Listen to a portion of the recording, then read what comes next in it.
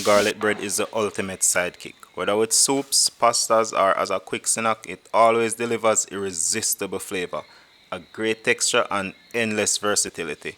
There's nothing like that perfect crunch on the warm buttery garlic spread. Hey, I'm Nick, and today we're making a few different garlic bread with each one guaranteed to hit the spot.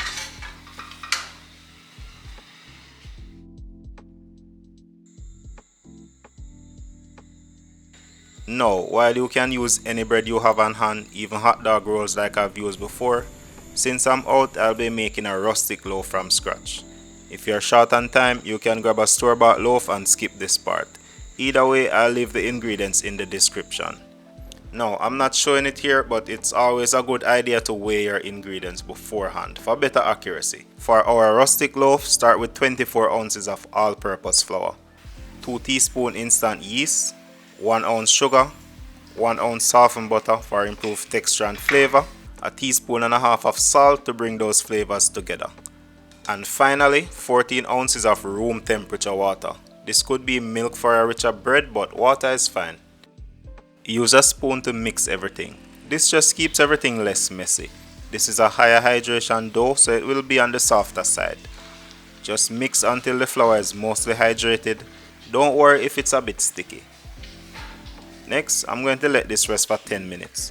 A quick rest develops some gluten and makes it a lot easier to work with. After 10 minutes, it's still sticky, but it has a good stretch from gluten development. I'm simply going to do a bit of stretch and fold. The butter isn't completely mixed in, so I'm going to work that in.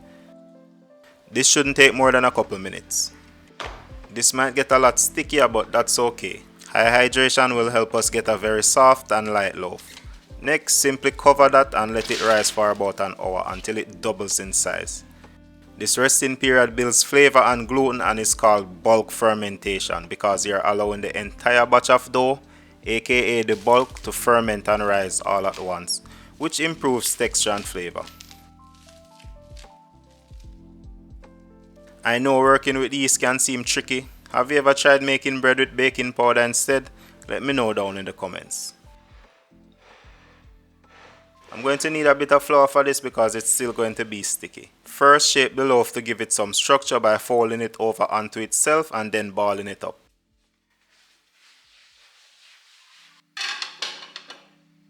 I'm going to divide the dough into halves. Weighing helps to achieve a precise half.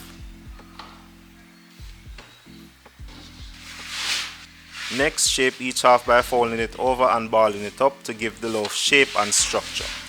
Next, press the ball flat. This is still very sticky, so use a bit of flour to make working the dough easier. With the seam side up, roll over the bottom end of the dough.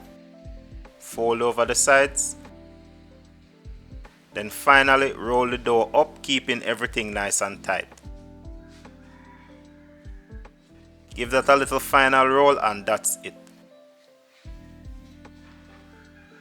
Repeat all those steps with the second half of the dough.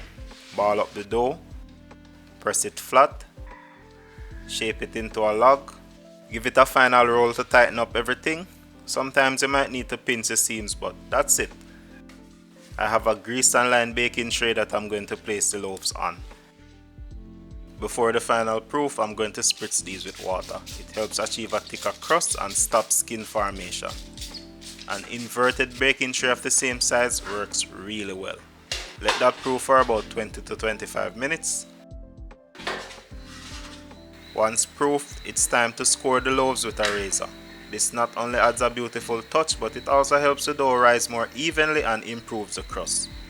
Give that another quick spritz with water, and this goes into the oven, preheated to 350 degrees.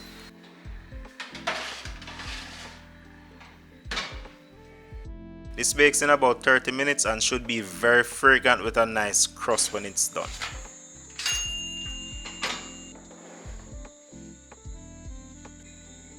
Those are two very nice loaves, but I'm going to allow them to cool while we work on the garlic part of the garlic bread.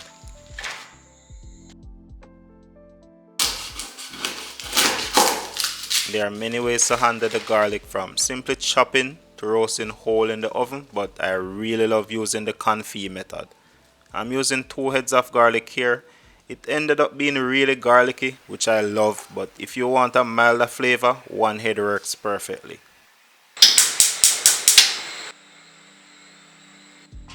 I need a heavy bottom pan on low heat. Cast iron is actually perfect for this. I want a big splash of olive oil. Add the peeled garlic. I also have the channel favorite, fresh thyme. Dry thyme is a scam, so I never use it. Fresh thyme adds a very herby, earthy flavor to the garlic butter, but be conservative here because too much thyme will make this bitter. All that's left now is to let this cook slowly on low heat, stirring a few times. You could even do this in the oven. Garlic, thyme and olive oil is a banger flavor combination. Eventually, the garlic will turn golden brown and become very soft, developing a mellow garlic flavor. Once it's done, simply mash the garlic. You'll notice a sweet nutty aroma that's absolutely irresistible. A mortar and pestle isn't necessary for this, a fork will work just fine. I'm leaving it a bit rough for added texture. Add the extra olive oil with all that great flavor into the mashed garlic. Next, add a stick of soft butter. For some fresh herby flavors, you can also add some chopped parsley. This adds a nice depth of flavor to the garlic butter. Next, simply mix to incorporate everything, and that's our garlic butter. To finally get everything together, we need the bread we just made. This is slightly warm, but it will still work. I'm going to cut this in half lengthwise. You can cut it in any number of ways. Do it however you want.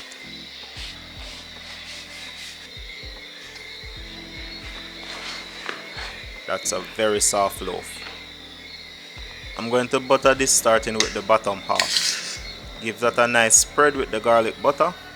That looks so good. I could dig into this right now. Grab the bottom half of the next loaf and spread that too. You can even make this dairy free by skipping the butter and using more olive oil. Just be sure to grab a dairy free loaf. I leave one half as is, but for the other I'm going for a cheesy garlic bread. I've got some shredded mozzarella here. I bought a small block and shredded it myself. Pre-shredded cheese often doesn't melt well due to the additives they use to prevent clumping. Next, sprinkle on some of that fresh parsley we chopped earlier. These will go into the oven on the broiler setting.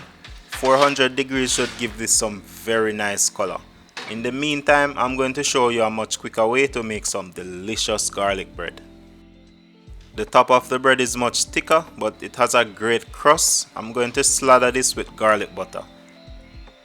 Next, simply slice the bread into individual portions. These are some thicker, so I'm going to butter all the flat edges. Next, place these into a hot pan on low heat. Toasting garlic bread in a pan will give you a very soft product with a vibrant golden brown finish. Press down so the bread makes full contact with the pan for even browning. The pan toasted method is super quick and you get that beautiful golden brown finish, perfect for when you're feeding a crowd.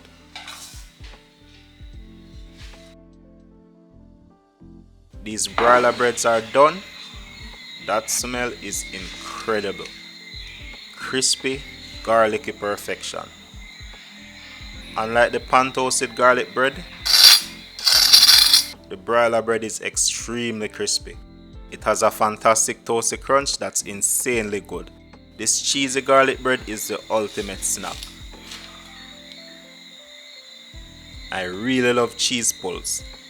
Which garlic bread is your favorite? Let me know in the comments. Whether you're having it as a side or on its own, the combination of crispy, garlicky bread and melted cheese is hard to beat. This was delicious. Big shout out to my patrons who help keep the kitchen open. Enough love. If you enjoyed this recipe, share it with a friend who loves food and let me know what you're cooking in the comments. Thanks for watching and I'll catch you in the next one.